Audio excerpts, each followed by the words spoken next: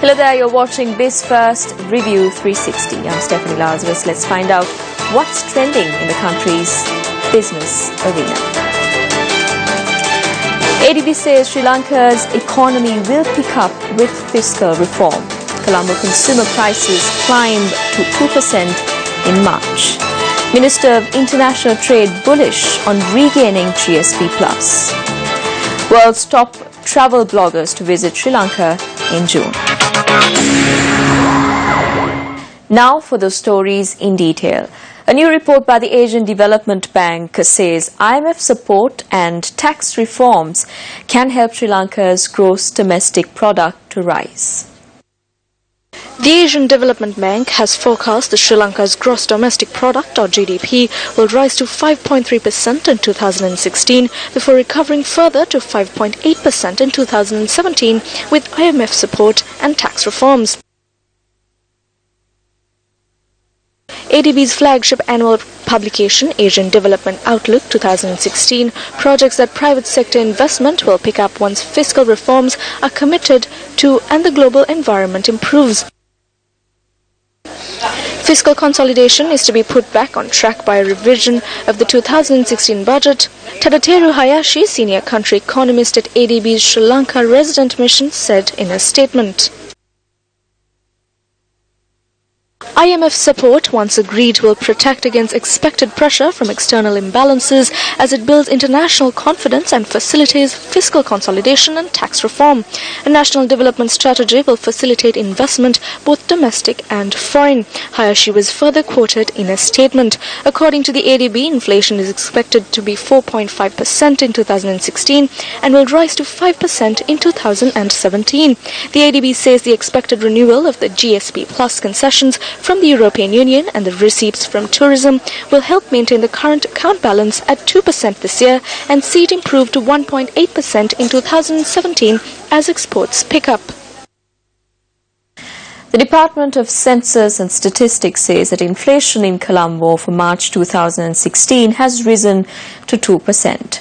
However, consumer prices were lower than the previous month's 2.7% year-on-year increase.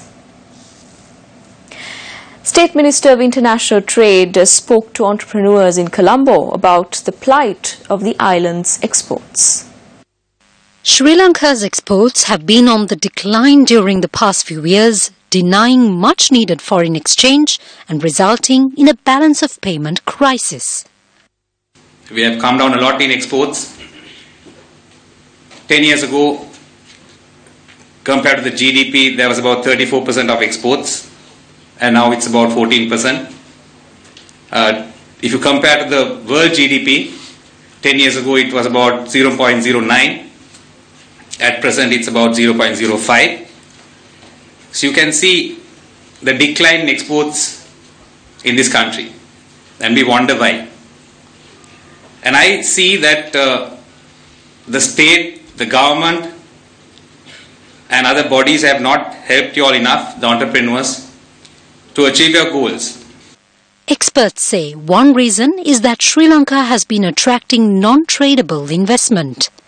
So I took the FDI numbers for Vietnam for the year 2000 and for Sri Lanka for the same year, and the export numbers for 2000 versus 2014. For purposes of comparison, I just did a multiple. So their FDI increased, yes, by a lot, but if you look at the multiple, it's 7.1. Our FDI increased by a lot, but a multiple of 9.3. In fact, it's a higher multiple. The difference is that quite a lot of our FDI came in what we call the non-tradable sectors, came in real estate. So real estate means that it doesn't produce better export performance. So the real indicator that we should all be keen about is getting that export number up. Now, Vietnam has increased its exports in the last 14 years by 9.5 times. State Minister of International Trade is optimistic about regaining the GSP Plus trade concessions to the EU, which will help boost the island's exports. And we're working hard on the GSP Plus. And you know, Sri Lanka 20 years ago our apparel sector was about 3.5 billion. And it was the same in Bangladesh as well 20 years ago. But today our apparel sector is about 4.5 billion. Bangladesh boasts of about 27 billion. So with this GSP plus, I think we can improve. I have spoken to eminent personalities in the trade. They say from about 5 billion we can take it up to about 12 billion within the first 3 years with the GSP. And that's a good start for us. Over 60 travel bloggers from around the world are set to visit Sri Lanka in June. Details after this short commercial break. Welcome back. You're watching BizFirst Review 360. The Cinnamon Travel Bloggers Conference 2016 is set to promote Sri Lanka as a travel destination. Cinnamon Hotels and Resorts, together with Sri Lankan Airlines, will bring 60 of the world's best travel bloggers to the island in June to take part in the Cinnamon Travel Bloggers Conference and Awards 2016. By carrying out this concept, we are making the world aware of the diversity the country has to offer a traveller, where one is sure to be overwhelmed by the charm of this exotic island. We hope to encourage bloggers to embrace our culture and experiences and share their exciting adventures with their followers, family and friends back home, thereby giving the audience the knowledge and inspiration to do the same. Blogging has become a powerful tool in influencing consumer decisions and travel. Organizers of the event say Sri Lanka's tourism industry will benefit from the conference that generates mileage online and on the digital space that reaches massive audiences. You are going to see hundreds and hundreds of blog posts and probably tens of thousands of social media posts about Sri Lanka coming out in a very short period of time. This creates a lot of attention in many ways. First, it inspires consumers. It provides them with a new window, a very personal window into a person's journey through your country. That's something that you can't really buy in another way. This also tends to inspire the editors of magazines, of publications, of television shows, because the professional travel blogging community communicates with them on social media. Travel bloggers visiting Sri Lanka will be hosted by Cinnamon Hotels and Resorts on a pre-conference tour of the island, which will be followed by a full-day conference on the 7th of June 2016. The Travel Bloggers Conference will also welcome many industry experts and social media gurus, including Chuck Thompson, producer CNN Digital, and Dr. Matthew McDougall, representative of Nat Geo. Now, in Europe and North America, travel blogger trips are very normal. They're very standard. There's a standard procedure. Destination marketing organizations do that often. In Asia, this hasn't been happening as much. And the education and the understanding of how it works in Asia and what the results are lacking. They're behind compared to North America and Europe. So this is our new frontier where we're trying to really push education and give people an example of what's possible. And that's what TBC Asia does on a very large scale. And it puts Sri Lanka in front of the international travel industry community as a thought leader. What's blocking Sri Lanka's women in actively participating in the country's economic growth? Let's take a look. The United Nations Population Fund Sri Lanka hosted its second intergenerational dialogue themed Investing in Women as Game Changers for Sri Lanka's Future Development. What does it take for women to fulfill their potential as leaders? The discussion focused on barriers that prevent women from fulfilling their potential as dynamic leaders and what kind of investments need to be made in order to help overcome these barriers. Organizers said despite more academically qualified women in Sri Lanka, leadership positions were dominated by men in the labor force. The corporate sector also lags far behind in terms of women leaders in boardrooms. Here are some views expressed at the forum. Public transportation and housing for those women who work in factories, etc. Do you have the right type of accommodation for these people? And I saw somewhere in the document, out of 200 women surveyed at the Fort Railway Station, 94% of them said they were harassed in public transport. Even though, as men, we probably never experience it and don't understand what it really is. This seems to be a huge problem if 94% say they've been sexually harassed in public transport. So that's nothing to do with policy. It's about how people behave. You know, how do we respect our sisters, wives, mothers, and daughters? The first one is also about responsibility, about sharing household chores. I think that women in leadership, when it comes to politics, has already been through the families or the generation. It has not been the females who have come down from the grassroots or come up on their own.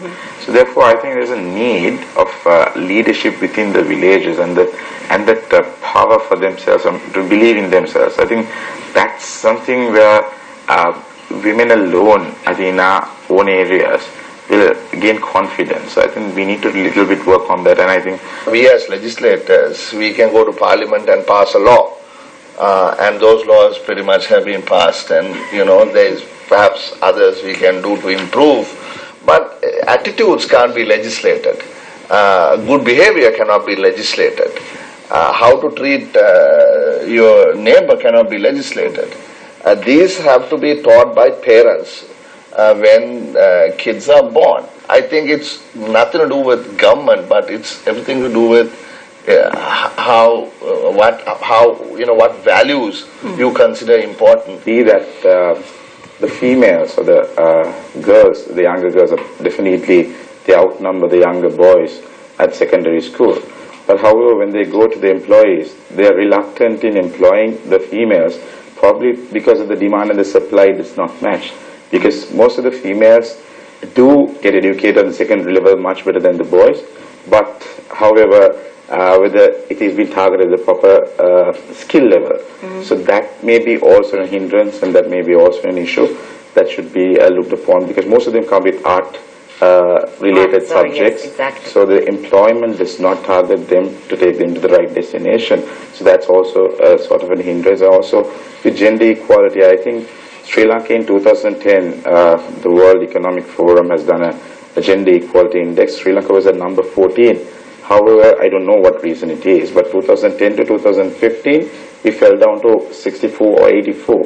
It was a huge drop. And I think the whole reason is, I think the mindsets of how we treat women and how we understand it and how the society adjusts to it. So, what's the plan to turn around Sri Lanka's debt-burdened economy? The answer after this short commercial break. Welcome back. Let's take a look at what the policymakers had to say on public enterprises, foreign investment and economic growth. Example, in 2005, the Ceylon Electricity Board, had borrowed less than 10 billion rupees. In 2014, when the former president left office, the Ceylon Electricity Board had borrowed 207 billion. 207, going from under 10 to 207. You take the Petroleum Corporation. The Petroleum Corporation had borrowed 15-16 billion, and it has ended up at 247 billion rupees. Right? Now these are actually national debts, but they are not counted in the national debts because of the creative way in which they. And these are not easy. So we have put the foundation, and we have reached to the world, the West, and they are supporting us now. And the Chinese government, the Indian government, we are trying to sign a free trade agreement with India, and we have obstacles on those fronts, and we are trying to sign agreements with Malaysia, China, Trans-Pacific Partnership with America. So all that is on the pipeline, and we have started. But within 6 months, we can't deliver what you expect us to deliver all of a sudden, just 6 months. But we have put the foundation right. It has been a big drop. If you take Sri Lanka, our biggest exports markets are in the United States and in Europe. Those economies also have not been growing for quite some time. So the external environment is a challenge. Then we have to undertake certain reforms during this period. And what we are doing in the initial phase is laying the foundation for the changes that will bring prosperity to this country. A lot of investment we have actually we have taken up in the pharmaceutical sector, in the industry, but most of it Actually, that is what Honorable Iran Vikramath was explaining. We were very much depending on the perennial industries and exports. And if you see the decline of the exports, and I've always been telling this, for the last 20 years we have never started any industry in this country. And even the infrastructure, what we have done, Hambantota Port, Mattala Airport, these are losses. 1 year, Hambantota Port, we have spent about 250 billion on Hambantota Port. We were always saying this. And income is 75 million a year. And the maintenance cost is about 1,000 million. And how do you think that we can find solution for this sort of total waste? And now we are trying to work on it. We are trying to, because we can't just throw it away. So we are trying to concentrate on Hambantota Port. We are talking to the Chinese to have a joint collaboration with the Sri Lankan government, and we are trying to improve that. Last 20 years we have never started any new manufacturing in Sri Lanka. I was first appointed Deputy Minister for Highways. I went to the Highways Ministry, and after a few weeks, different contractors were arriving there, and they were handing over their bills. They were handing over bills for roads they claimed to have made, right? But basically there was nothing to pay it with. Inquiring into it, what we found out, that there are billions of rupees of work had been undertaken in the run-up to the election, so that the former regime could probably maintain its power, but it had not been approved by Parliament. So these were expenses that had been incurred on behalf of the Sri Lankan government, given by the former regime without the knowledge or approval of Parliament. So when you get into that kind of thing, you will never know. So when you look at the real borrowing of the country, it is the declared borrowing where the Treasury has taken money. It is the borrowing that has been taken by public enterprises, sometimes without government guarantees, sometimes with government guarantees, sometimes not even government guarantees. Letters of comfort were given. Let's take a look at some of the other stories trending in the corporate arena. Leading Italian skincare brand DB Milano entered the Sri Lankan market with a range of skincare products, including DB White Science, which they say is in demand in Asia.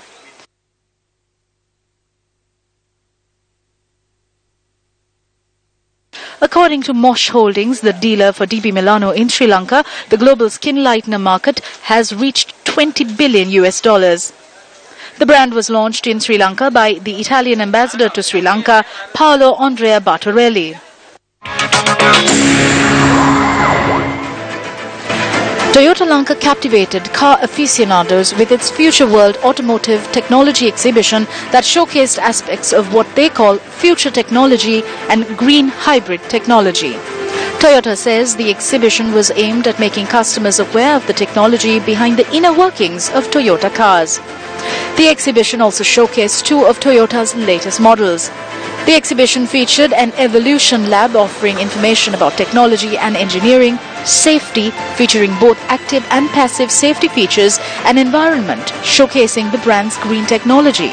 Another section of the exhibition, called Toyota Live, offered expertise in motoring safety, maintenance and good driving habits. The exhibition is to be held in 6 other locations in the island in the coming months. Toyota enjoys over 40% of the Japanese automobile market in Sri Lanka.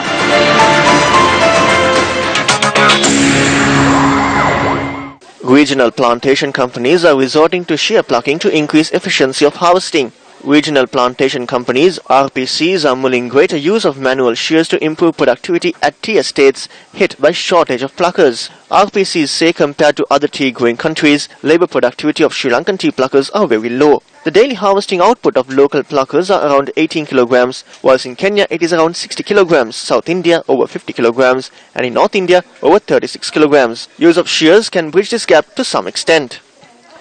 In tea estates where pluckers have been trained to use manual shears, a 4 kilogram increase in harvesting has been witnessed in the daily plucking average compared to a year earlier. Harvesting is the most labour-intensive operation in tea production. Labour accounts for 67 to 70% of the total cost of production of a kilogram of tea. A slump in tea prices and dwindling exports to the Middle East has hit the island's plantation sector. Plantation companies and labour unions are also embroiled in negotiations to decide a new wage agreement. Close to 100 classic British automobiles were on display at the British Car Day organised at the picturesque Golface Hotel before they embarked on a parade through Colombo. All classic British car brands were represented at the event, including Aston Martin, Triumph, Lotus, MG, Morgan and Rolls-Royce. The event, organised by Land Rover together with the Classic Car Club of Ceylon, had the British High Commissioner to Sri Lanka, James Doris, travelling in a vintage Series 1.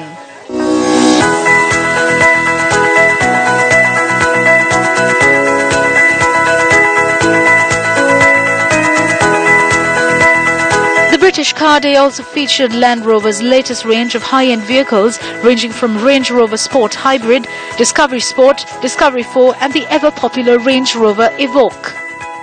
That's all the news we've got for you tonight. Join us again next Friday, same time. I'm Stephanie Lazarus. Good night.